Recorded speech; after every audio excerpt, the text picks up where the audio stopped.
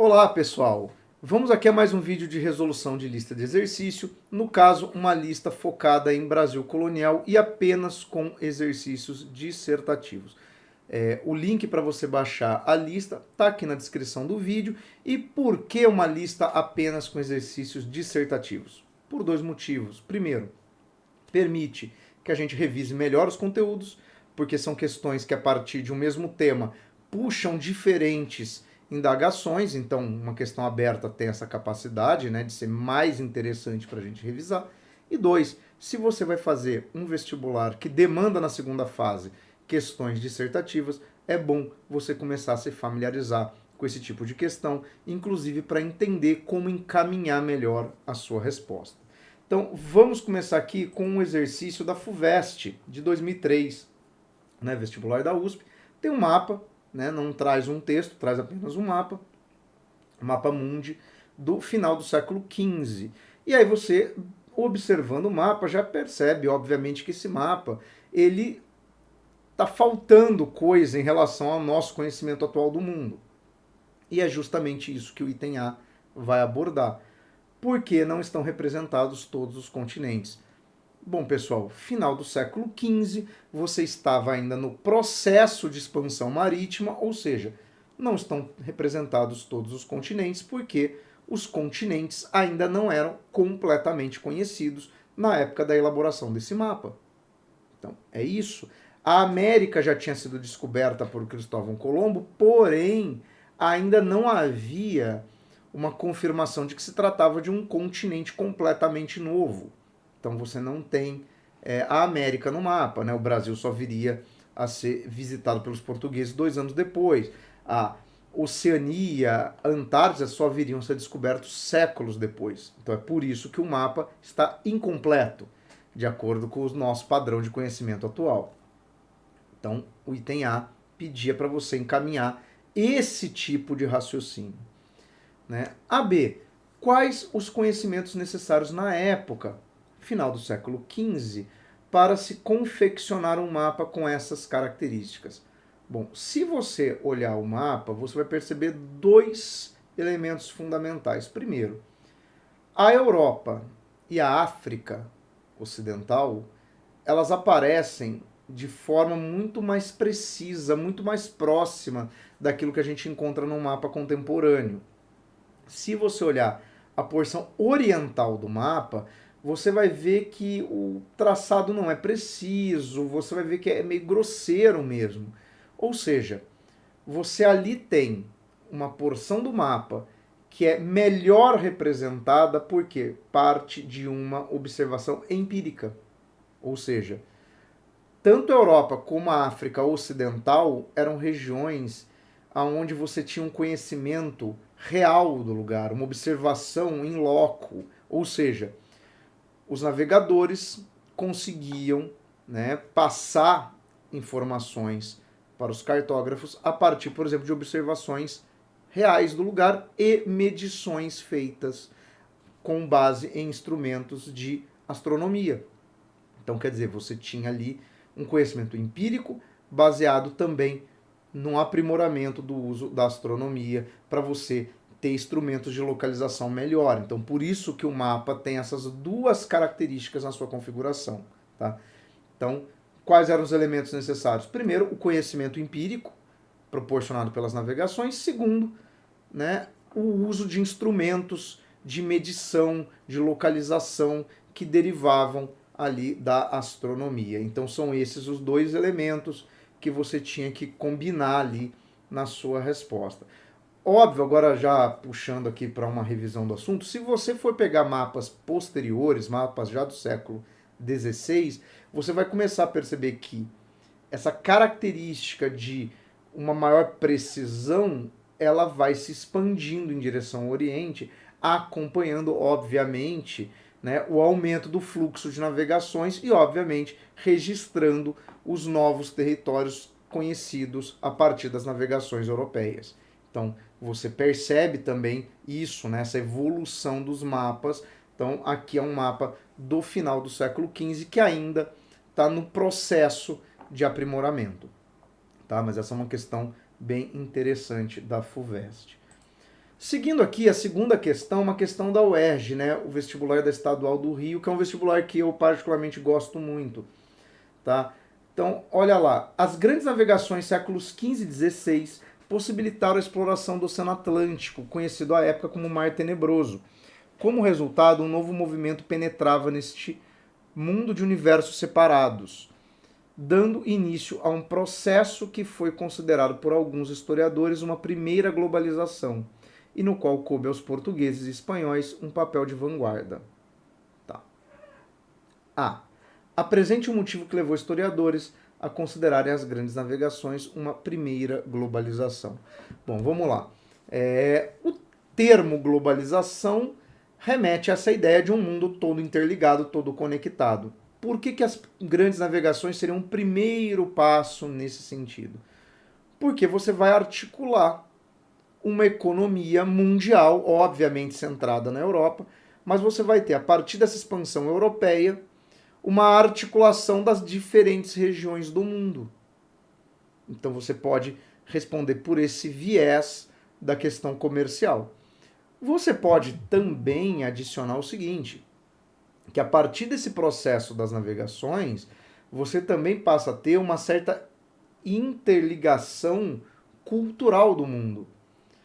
Tanto porque você vai ter um intercâmbio de gêneros alimentícios, por exemplo, né? Como também porque você vai ter, a partir do ponto de vista europeu, a disseminação do cristianismo, né? Principalmente do catolicismo, para diferentes partes do mundo. O que também remete à ideia de globalização, que é essa ideia de você constituir uma certa padronização de comportamentos, padronização de cultura. Então, embora não tenha tido o efeito tão rápido, né, e tão completo, você observa esses elementos ali já no período das grandes navegações.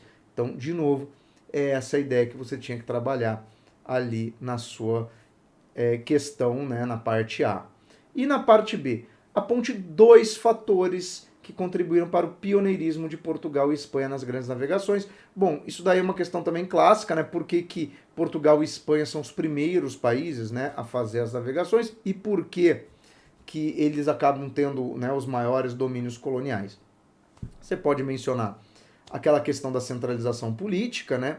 Porque Portugal começa as navegações, a Espanha só começa quando encerra a Guerra de Reconquista, né, estabelece ali uma monarquia já centralizada.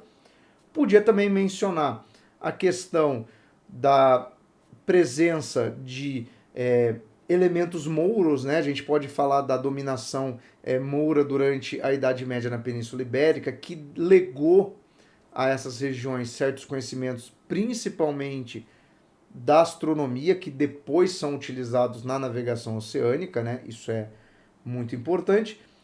E você podia também falar do fato da Península Ibérica, por ser voltada, né, ao Oceano Atlântico, isso dava uma maior facilidade, né, de aprendizado, de lidar com esse mar.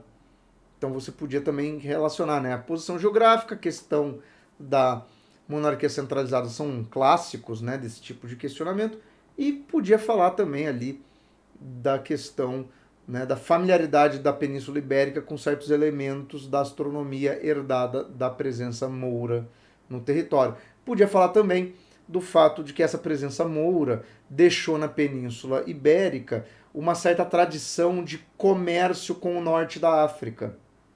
Ou seja, os produtos que os europeus vão buscar no norte, na África e no Oriente Médio, eles não eram desconhecidos dos mercadores da Península Ibérica. Havia uma tradição do período anterior ao término da Guerra da Reconquista. Então você também podia, de alguma forma, articular esse raciocínio, tá? Então, questão 2, também tema bem clássico, né? Que aqui a gente está tratando ainda de uma introdução ao período colonial. Terceira questão, que fala das rotas marítimas, né? Das rotas comerciais que interligavam, né, o mundo. Também um exercício da UERJ, 2013, e aí você tem lá as rotas dos séculos 13 a 14 no primeiro mapa, e ao lado as rotas já do século 16, já tratando do período da expansão e da colonização. Nos mapas estão indicadas as principais rotas comerciais europeias, respectivamente na Baixa Idade Média e na Idade Moderna. Comparando-os, percebe-se alterações significativas nesses caminhos, a partir do século XVI, provocadas pela chamada Revolução Comercial, iniciada com o século XV. Indique a mudança provocada pela Revolução Comercial e duas de suas consequências econômicas, uma para a Europa e outra para os demais continentes. Então, vamos lá. Primeira parte da questão. Indique a mudança provocada pela Revolução Comercial. Bom, você tinha no primeiro mapa rotas comerciais que eram centradas no Mediterrâneo e que tinham grande parte do seu desenvolvimento por vias terrestres, né? Mas chegava-se à Europa pelo Mediterrâneo e ali você tinha inclusive uma centralidade da Península Itálica. O que nós temos no século XVI? Nós temos rotas marítimas e há um deslocamento do eixo de comércio do Mediterrâneo para o Atlântico e da Península Itálica para a Península Ibérica como grande porta de entrada do comércio na Europa. Então é esse deslocamento, né, do Mediterrâneo para o Atlântico e da Península Itálica para a Península Ibérica que você tinha que mencionar nessa primeira parte da questão. Na segunda parte, ele pede para você dar duas consequências, uma para a Europa e outra para os demais continentes. Para a Europa a gente já deu esse deslocamento da Península Itálica para a Península Ibérica. Bom, é uma consequência observada na Europa. Agora, e para os demais continentes conhecidos na época? Você poderia, bom, primeiro, falar da questão do colonialismo na América, tá? É uma consequência. Você poderia falar do efeito, por exemplo, dos missionários religiosos, tanto na América como na África e na Ásia. Você poderia mencionar a questão do tráfico negreiro, né? Porque você começa ainda no século XVI de forma, óbvio, muito menor do que viria a se tornar, mas você poderia mencionar isso. Agora, óbvio, né, a presença europeia, né, o início do colonialismo, a ocupação de territórios nesses outros continentes, a subordinação das populações, né, principalmente da América e da África, a uma presença constante dos portugueses e espanhóis, né, seria ali o foco principal. Então você tinha que trabalhar também esse tipo de informação, né?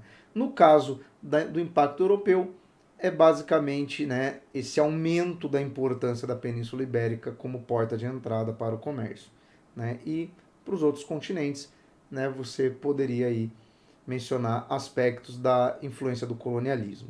Então, uma questão aí também que pega temas bem clássicos. 4. O UERJ 2020, aqui já um vestibular bem mais recente e que aí vai abordar uma visão também muito interessante e que tem aparecido em diferentes vestibulares, que é a questão da construção de narrativas históricas a respeito de certos personagens, especialmente Cristóvão Colombo, tá? Não é o único vestibular a ter abordado esse tema. Você tem ali duas imagens, né? Uma pintura, né, produzida no século XIX, e você tem ali o registro de uma manifestação, né, um ataque a uma escultura do Cristóvão Colombo. O 12 de outubro de 1492 tornou-se data consagrada tanto na Espanha como em diversos países americanos para registrar a chegada da expedição de Cristóvão Colombo à América. A pintura histórica reproduzida acima, elaborada na Espanha por ocasião da comemoração dos 400 anos desse acontecimento, apresenta uma interpretação do processo de conquista e colonização do continente americano. Tá. Identifique um elemento da pintura que está associado a essa interpretação, explicitando o significado desse elemento. E aí, na sequência, identifique a partir do episódio retratado na reportagem do jornal Daily Detroit uma crítica à interpretação simbolizada na pintura. Então, vamos lá. Essa pintura que faz menção ali aos 400 anos da chegada dos espanhóis na América mostra o Cristóvão Colombo, né, figura ali central, os espanhóis, mas o Cristóvão Colombo, sendo recebido por nativos, por indígenas. Repare que na pintura você vê uma situação pacífica, uma certa harmonia, você vê os indígenas oferecendo coisas, né, ao Colombo e de certa forma se curvando. Ou seja, você pode associar a pintura a uma visão romantizada, né? Não podemos esquecer que isso é século XIX, a uma visão romantizada da chegada dos europeus na América e mostrando uma certa submissão voluntária dos indígenas aos espanhóis. Então, isso está na imagem. Né? Essa visão de uma harmonia, de uma integração, né? De algo que não foi conflituoso. Agora, se você olhar a fotografia da reportagem, né, você tem lá a estátua, né, do Cristóvão Colombo, né, vandalizada com um machado fincado, né, na sua cabeça. Né? Tem ali a figura de um machado. Ou seja, uma arma que é identificada, né, como um utensílio dos indígenas cravado na cabeça do conquistador. Ou seja, a imagem ela mostra essa ideia de paz e a manifestação ela ressalta a ideia de um conflito, de uma violência. Tá? Você também pode partir para a ideia de tratar na imagem a visão heróica dos europeus, dos navegadores, dos conquistadores. E na segunda, uma crítica também a essa memória. Né? Porque, óbvio, né, você associa a chegada dos europeus a todo o processo de degradação das comunidades nativas. Então, é esse embate que você tem que ver. E aqui cabe dizer o seguinte, esse tipo de questão, esse tipo de estrutura de conflito de narrativas tem sido muito explorado. Por quê? Porque você vê até o século XIX, boa parte do século XX, essa ideia de uma história de harmonia, de que não há conflitos. Isso no caso do Brasil a gente volta, por exemplo, à ideia da democracia racial, de Gilberto Freire, né? Aquela ideia do romantismo que exalta, né, o convívio entre o europeu e o indígena, né, que tem uma visão bucólica da vida colonial, que tem uma visão da escravidão como sendo algo que não é tão violento. E aí você pega hoje movimentos que contestam essa visão histórica. Então, esse tipo de questão é muito atual e vai justamente nessa linha, né, do questionamento, dessa exaltação da figura do Colombo como um heróico, dessa ideia de que a colonização foi violenta e não essa visão romantizada que nós temos no século XIX. Então, aqui também você tem esse embate, né, de visões a respeito da colonização da América. Na sequência, outro exercício da UERJ, né, de 2010, né, o quinto exercício aqui também é da Estadual do Rio, e volta, né, naquela questão também das navegações aqui portuguesas, né? E aí você tem um mapa mundi, você tem as primeiras viagens dos portugueses ali rente, né, a costa da África, a viagem do Vasco da Gama, né, que contorna o extremo sul do continente africano e vai até a Ásia, e a viagem do Pedro Álvares Cabral, que vai até o Brasil e depois segue, né, para a Índia, né, refaz a rota do Vasco da Gama ali em azul. Como indicado no mapa acima, a expansão marítima promovida pela Coroa de Portugal nos séculos XV e XVI permitiu a incorporação de novas regiões e sociedades ao comércio português, ao comércio europeu. Apresente dois interesses da sociedade portuguesa na exploração da costa ocidental africana e indique a importância da região para o estabelecimento dos portugueses na Ásia.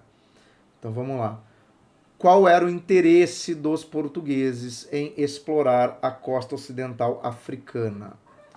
Você pode mencionar a questão do comércio com essa região, né? Havia um comércio de especiarias, haviam feitorias portuguesas que depois dá início também à prática do tráfico negreiro a partir dessas bases. Você também podia considerar a ideia de que os portugueses viam a necessidade de você explorar a costa africana para descobrir um caminho para, contornando a África, chegar até a Ásia, que era de fato o objetivo principal, né? E aí já fica meio respondido essa segunda parte, né? Explica a importância da região para o estabelecimento dos portugueses na Ásia. Bom, era a rota de passagem, era a rota necessária. E, inclusive, você poderia também mencionar que durante, né, o comércio entre a Europa e a Ásia, alguns pontos da costa africana serviam de ponto de apoio e reabastecimento de navios, né? Isso também acontecia. De novo, aqui uma questão que volta, né, naquela ideia clássica de explorar, né, o movimento das rotas de comércio. Sexto, aqui já um exercício que fala, né, da questão do início da colonização americana. Contestando o Tratado de Tordesilhas, o rei da França, Francisco I, declarou em 1540: gostaria de ver o testamento de Adão para saber de que forma este dividiria o mundo, né? Bom, o que foi o Tratado de Tordesilhas? É o acordo entre Portugal e Espanha que divide o mundo ultramarino. Cuidado, né? O pessoal tem mania de achar que o Tratado de Tordesilhas é um tratado que é só aplicado à América. Não é. Ele é um tratado que divide o mundo ultramarino. Ele garante para a Espanha a posse sobre a América. Óbvio que ali a costa brasileira acaba, né, ficando no hemisfério português, mas o foco era garantir o domínio da América para os espanhóis e, por outro lado, garantir o domínio da costa africana, né, do continente africano inteiro, e da Índia para Portugal. Ou seja, garantir que as duas monarquias ibéricas não rivalizariam nas suas rotas comerciais desenvolvidas até aquele momento, né? A dos espanhóis em direção ao Caribe e a dos portugueses para a Índia, contornando a África. Só lembrando que o Tratado de Tordesilhas ele é de 1494, ou seja, ele é elaborado logo na sequência do descobrimento da América e antes da chegada dos portugueses ao litoral nordeste do Brasil. Então ele é focado na questão do Caribe para os espanhóis e na rota do périplo africano para os portugueses. E aí a B, por que alguns países da Europa, como a França, contestavam aquele tratado? Porque o Tratado de Tordesilhas ele é elaborado com base na bula do Papa Alexandre VI, que de fato reconhecia a divisão do mundo ultramarino só entre Portugal e Espanha, ou seja, ele excluía qualquer outro país europeu da possibilidade de estabelecer colônias, né, de estabelecer uma participação na expansão marítima. Isso se deve muito ao fato de que algumas monarquias, e aí se enquadra a França, estar naquele momento em disputas com o Papa. Tá? Então, a França e o Papa disputavam, né, a posse sobre certos territórios. A gente não pode esquecer que, nesse momento, o Papa tinha uma função muito monárquica em vários territórios europeus. Tá? Então, você tinha, do ponto de vista da Igreja Católica, Portugal e Espanha como grandes aliados. Então, quer dizer, o Papa deu um benefício para esses dois países, mas deixou outras monarquias europeias de lado. O que explica, inclusive, depois o desenvolvimento da pirataria, né? Por parte dos franceses e dos ingleses, com apoios das suas coroas, porque pirataria basicamente é qualquer presença europeia, não portuguesa ou espanhola no mundo ultramarino, uma vez que pelos tratados, né, não era reconhecido o direito dessas monarquias, tá? Também aqui já uma questão bem clássica, tá? Essa questão é bem antiga já do vestibular da Unicamp. Questão 7. Vamos lá, da nossa lista. Leia com atenção os dois comentários abaixo sobre a colonização. A colonização foi um meio de consolidação da dominação romana e a única medida político-social de longo alcance. De longo alcance que o Estado romano conseguiu atenuar desequilíbrios que afetavam seu corpo social. Tá, isso aqui é do Weber falando sobre Roma, ou seja, sobre uma colonização do mundo antigo. O esforço de colonização dos portugueses distingue-se principalmente pela predominância do seu caráter de exploração comercial, antes de tudo litorânea e tropical. Sérgio Buarque de Holanda, Raiz do Brasil. Aqui ele já está falando da colonização no Brasil. Alternativa A, parte A, né? Quais os principais objetivos da colonização romana? E a B, ele fala do processo de colonização portuguesa para você comparar com o romano. Bom, vamos lá. No texto do Weber, ele aponta que a colonização romana era para atenuar tensões sociais. E olha o título do livro, né? História Agrária Romana. Ou seja, a gente tem que entender que essa colonização romana tinha como objetivo deslocar a população romana para esses territórios conquistados e fixar essa população na terra. Ou seja, os principais objetivos da população romana, da colonização romana, a gente pode considerar, primeiro, garantir o controle sobre territórios conquistados e você pode considerar também dispersar essa população romana. Ou seja, tirar aquela situação de caos social de uma população muito concentrada ali nos arredores de Roma e sem acesso à terra. Então você tinha essa característica da dispersão da população, que é diferente do processo de colonização português. Se a gente pensar que um número muito pequeno de portugueses deixou a Europa em direção às colônias. Por quê? Porque não era uma colonização que objetivava transformar a população portuguesa em uma população colonial. Não objetivava pegar o português e trazê-lo para a América, por exemplo, para que ele desempenhasse uma função de mão de obra. Você tem um comércio entre a colônia e Portugal, ou seja, vem até a colônia, esgota-se algum recurso, direciona ele para a Europa. Então, compare os processos. O processo português não é um processo que pode ter um elemento de povoamento. Esse elemento de povoamento ele é muito secundário, ele não é parte do objetivo. Então, o objetivo português era uma ocupação com vistas a garantir a possibilidade de um comércio, mas não o povoamento de um território. Já o modelo romano não. Era um modelo de você dispersar a população para que ela de fato ocupasse, né, controlasse, mas ocupasse um território maior.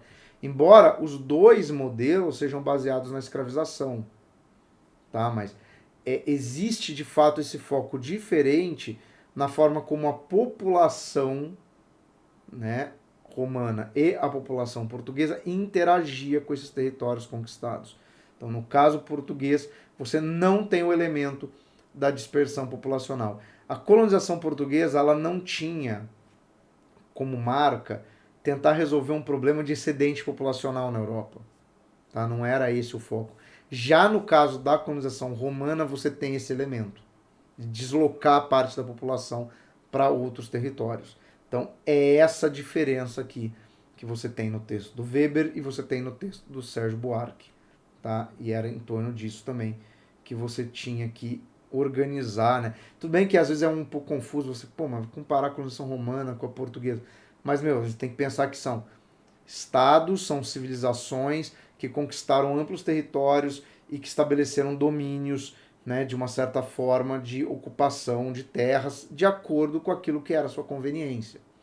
Né? E há essa diferença, embora estejamos falando de períodos distintos. Oitavo exercício da Unicamp 2019, que fala do Casa Grande Senzala. Aqui você tem um vínculo com aquela questão lá da UERJ. Repara que essa aqui é de 19, aquela é de 20, ou seja, esse tipo de questionamento de visões tradicionais está muito em voga.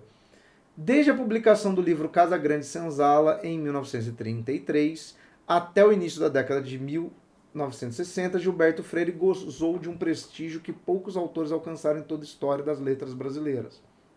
A questão racial se constituiu como um dos capítulos essenciais da intervenção do autor, contribuindo na maneira como o país pensou sua diversidade, que o sociólogo chamou de democracia étnica e social.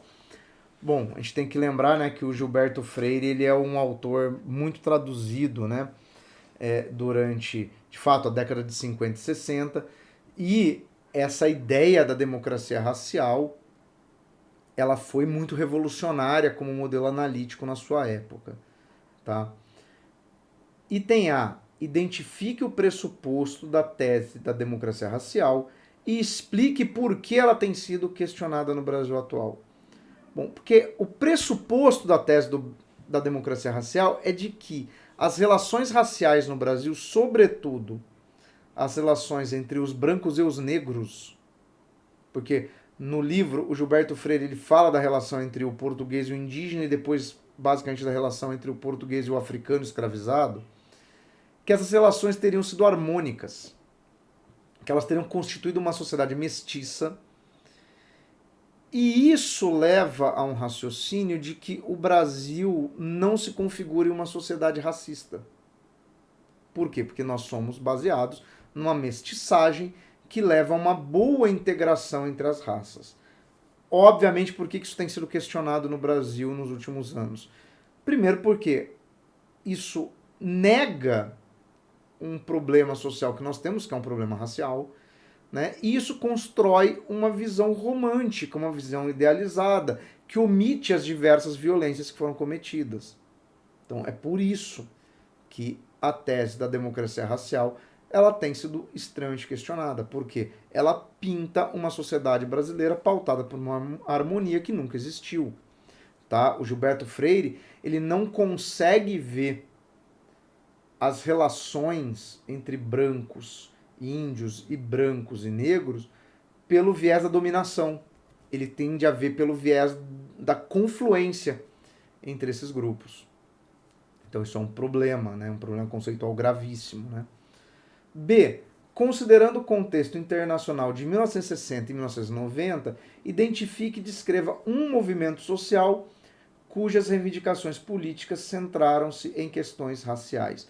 Bom, a gente pode pensar na década de 60 o movimento dos direitos civis dos negros nos Estados Unidos, né? Martin Luther King, Malcolm X, Panteras Negras, Rosa Parks, né? Toda aquela questão de você ter uma legislação de segregação nos Estados Unidos e você ter uma reação da sociedade com lideranças negras importantes questionando isso, até que em 64 você tem uma emenda na Constituição que revoga, né, as chamadas leis Jim Crow, né, embora, de novo, né, não é porque legalmente você revoga isso que a sociedade deixa de ser racista, mas é um movimento importantíssimo.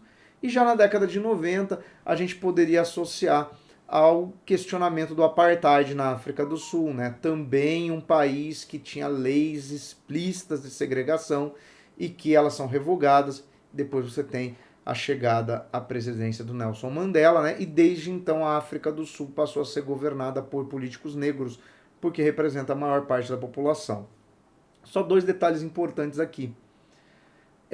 África do Sul e Estados Unidos, países em que a questão racial tinha um elemento legal, né? Você tinha leis de segregação que impediam que negros acessassem certos espaços, ocupassem certas profissões, frequentassem escolas, frequentassem os mesmos bairros do branco, ou seja, você tinha um sistema legal de hierarquia racial no país. Qual que é o grande problema também da visão da democracia racial no Brasil?